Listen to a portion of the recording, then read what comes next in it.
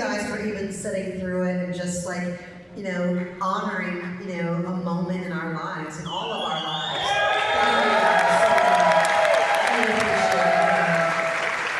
Thank you guys. I think for everyone it says that this was a moment in our lives too. So to really to share this with you is like a dream come true for a lot of people. Well, we are women of a certain age now, so all you gotta do is go on Google so you know what that is. But first of all, we were exhausted just watching. It's like we worked really hard, didn't we? We were on, we were on holiday, and Niki's like, we still have to do were there 2 more numbers after that? Yeah, I was like, we were doing holiday, and I was like, damn, we still got to keep it together, and fucking, you know, and the chairs, we got chairs and handstands. So were there any parts of it that shocked you after like kind of forgetting, not seeing the movie for a while? Anything that shocked us? Shocked you, like you don't remember from when you did it, like anything you saw yourself do in the movie that shocked you? It was so much just remembering that time in our lives and just such a high point. Yeah. You know? Yeah.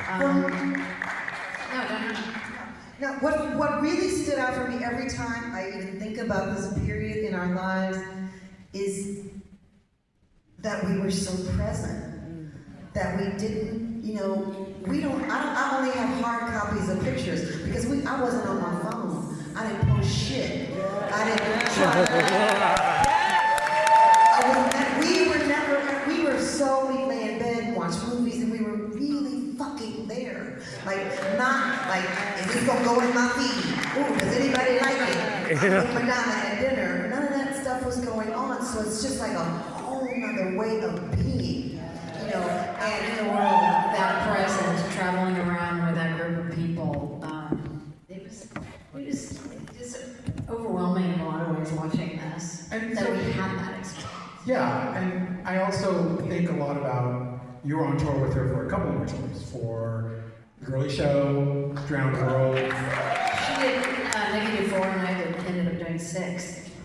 Amazing, yeah. Wow. And so, when you think back at that time, how do you feel the Blonde Ambition tour compared with those later tours? Especially Drowned World tour, because that was much later. How do you feel? I felt like it was a world of difference. Well, you used to call me and tell me it was a world of difference. I had had a baby, and I had also, after I went back on Drowned World after having a really major injury. And the Drowned World tour for me was what I call my Muhammad Ali tour. Because, you know, when you see that film of Muhammad Ali where you're like, this nigga, he don't need to be fighting no more, why? Why is he still in the ring? What the fuck is up with him? Well, you know what's crazy? I've seen these viral videos of people doing that when you guys do that. Oh yeah, and remember I had broken my foot off my leg, and I was like, why is she making me do 16 fucking like deep knee bit every night? And that's when I knew I was like, no, we good. Like she doing jazz next tour. I ain't gonna fucking be here. But even more than that, I knew that my body was saying to me, and this tour proves it, that we were fucking athletes. Yeah. I feel like that is what pushes you and didn't realize. The capacity that we have, I mean, that's what blows me away. I take dance classes like once a week now, and we get through like a few bars, and I can remember it. But to think of all that was just so, you know, that was memorized, and then we rehearsed it so many times, and then we could be playful and play with the audience, and then still do our moves, and it was amazing. Was there a difference between, like, so Blonde Ambition, obviously, if you just saw the movie, controversy after controversy after controversy, that didn't seem to be the case with the later tours, Drowned World and Girly Show. Was that difficult to navigate, being part of the tour and having these controversies kind of hanging over it? I felt like watching this just now, and I remember the tour manager leaned over and he was like, "This is as big as it ever gets for anyone." You know, and that's how I felt about this tour and the way it was captured. So I'm so grateful that this movie was made. And Yes, I think we're all grateful that it was captured. for all of us. I think For all of us.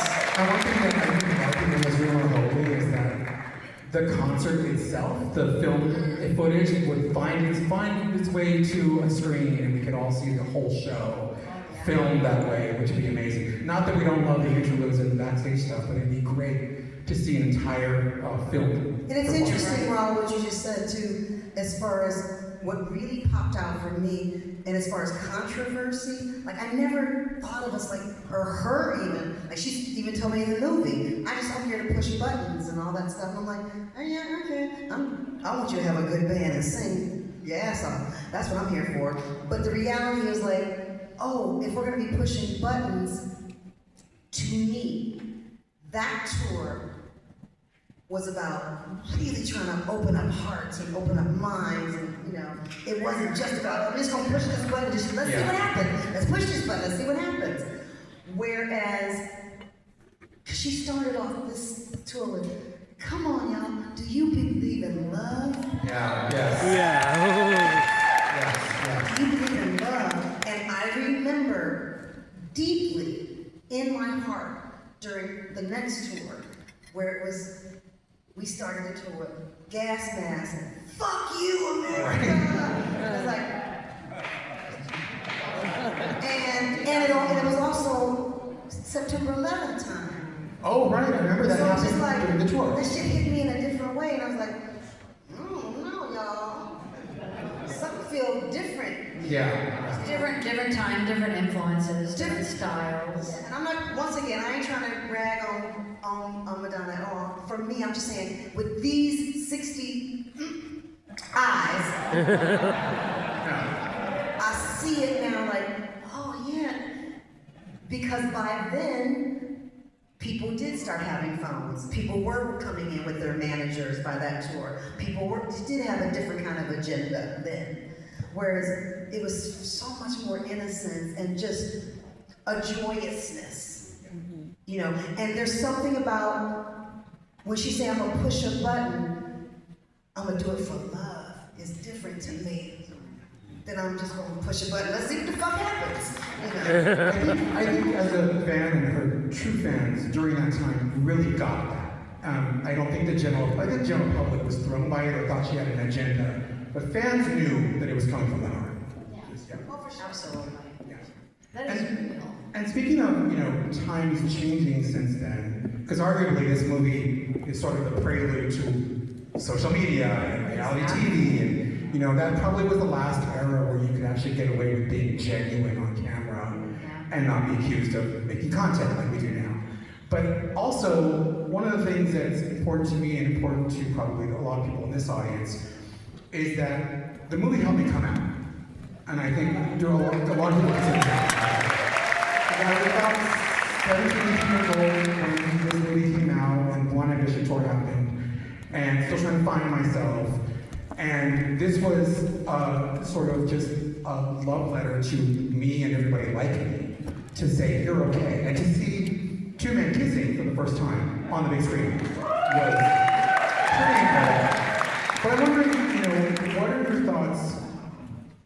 This movie had such an influence on acceptance of gay culture and gay people, queer people. But we are living in a different time now. Now that you've watched it, what are your thoughts about that component as opposed to how it is now? I know it's kind of a deep question, sorry. I got a whole lot to say. I got a whole lot to say. I'm shutting the fuck up. You tell me. I'm not I didn't realize at that time how controversial that was, because I grew up, my brother was gay and forever. I mean, that was the scene that I was around. My brother and his boyfriends and everything. So, and then my brother was on tour with us, and it was just so normal for me. And growing up in Hollywood, dancing and everything. So really feel that and realize that when Niki and I do our shows, when people come up and share that with us, and really just feel that acceptance. It really means so much to us, and we just really take that in. And now it's obviously scary. Yeah. Yeah. So not as quite as it was. So watching the movie, there's such a carefree.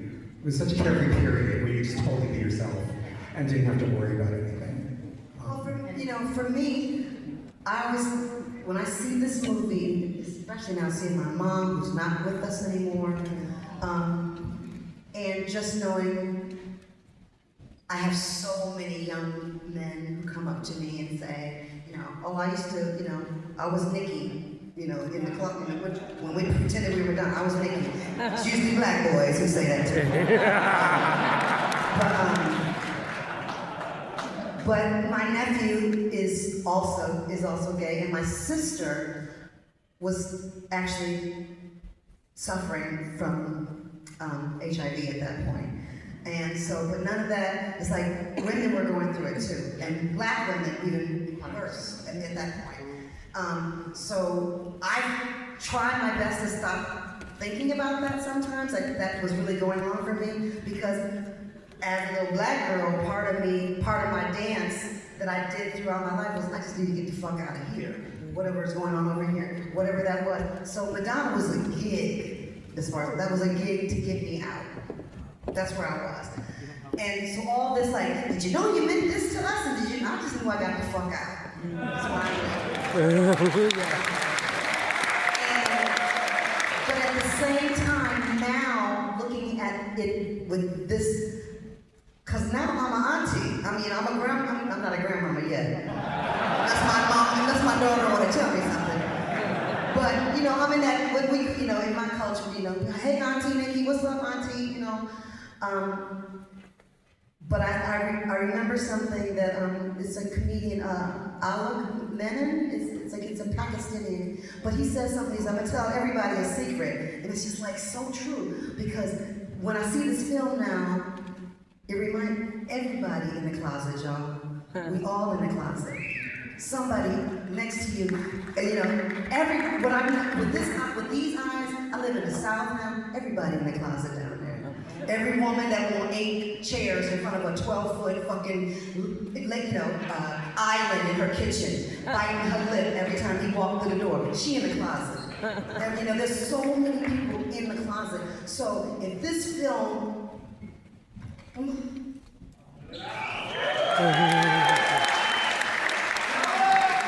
saying, because the best part of me and the best thing that Madonna reminded me was that she wasn't my source. That my source is from something else, and that my job is to say, if what I do help you get free, then I did my job. Yeah.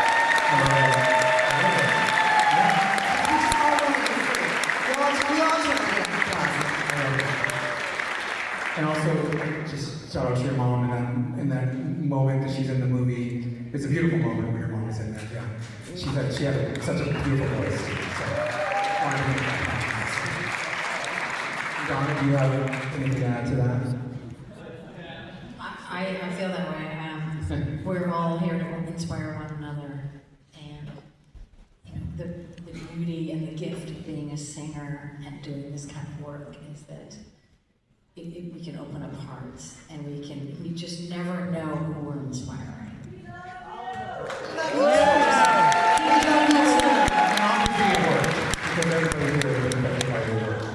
I just want to say to you guys, you don't understand.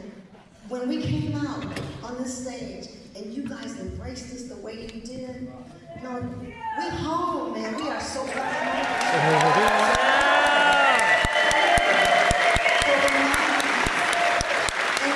and that's why this world of single, Lord don't get me preaching, y'all know I talk too much. Y'all know I talk too much. My point being is,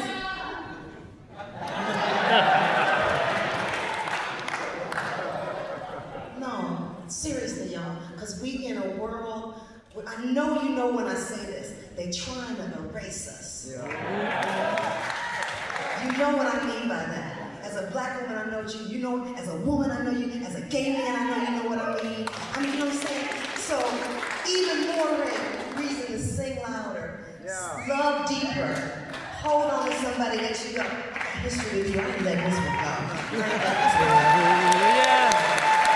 So thank you so much. I think this movie gave people permission to fight. because there's that scene where they're at the sort of the gay rights rally in New York, and that's the first time I've ever seen that. And to watch these men just like being squishy and just like clapping their hands, like it just was so liberating to see and strong.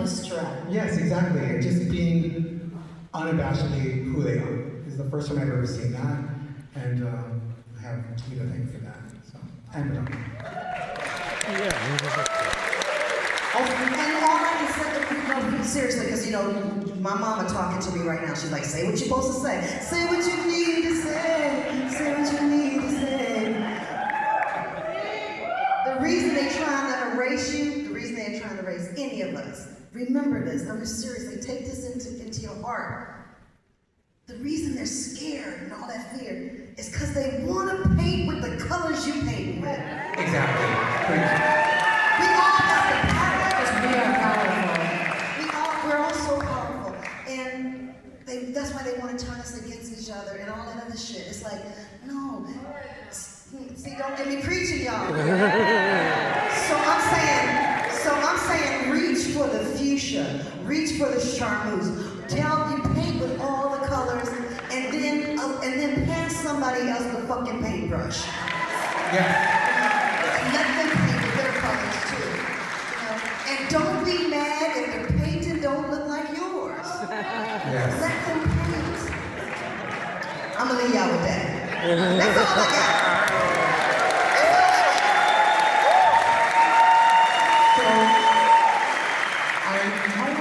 You still in touch with her, yes? You still talk to her, or how often do you see her or talk to her?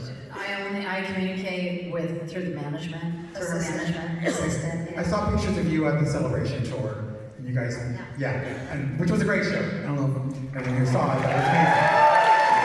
She bought us tickets, so that's why we came in. We're like, she gonna buy us tickets, we gonna go to the show. And definitely a different perspective to see, that kind of thing going on. It's like, oh wow. Yeah. Because we know what it takes. Oh, and you know what else I just realized too, is that April 13th, 1990 was the first date of the Blonde Ambition tour. That was just 2 days ago. So this timing, this thing on the time better. And you all probably heard that she is releasing new music, and she announced that today. So like there's definitely a going on. So. Well, she also gave us a song that's coming out on live. So we're working on a song that she actually. Oh my God! For Niki and Donna. So yeah, we're trying to Tracy Young. Tracy Young did it with her, and then we worked it, and so we sent it to her, and she's like giving her approval, and so yeah. Tracy Young is amazing, and that's going to be awesome. So I think we can open up to some audience questions. Fred, are you back there with the microphone? Okay, great. There you are. All right. So if someone has a question in the audience, please let me know. I hope I can see you raise your hand. Hello, hi. Who's that? Fred, find that person. Yes. Y'all know we always go through steps late.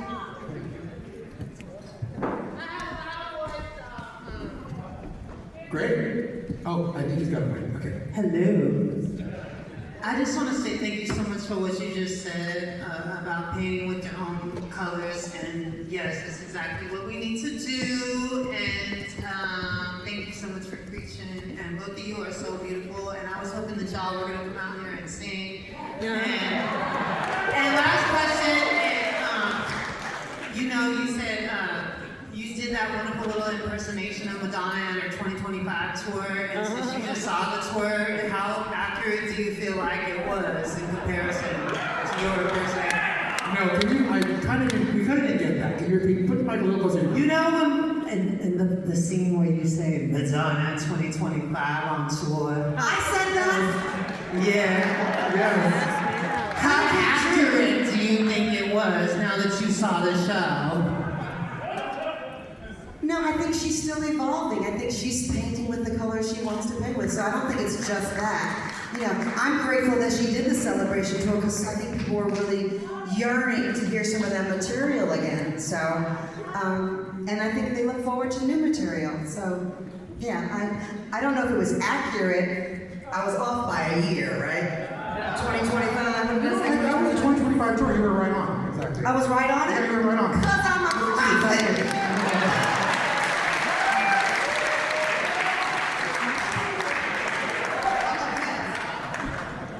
Do we have another question? Okay, go ahead. My super fan Gabriel here. Yes. I know Gabriel. We follow you everywhere from Catalina Club to wherever you may be. Several times. We're in the theater. I love you too. But we have been asking ourselves, when are you going to perform for this crowd here in San Francisco? That's a really good question. We are in First of all, if Niki and Donna do a show here, will you come and tell me about it?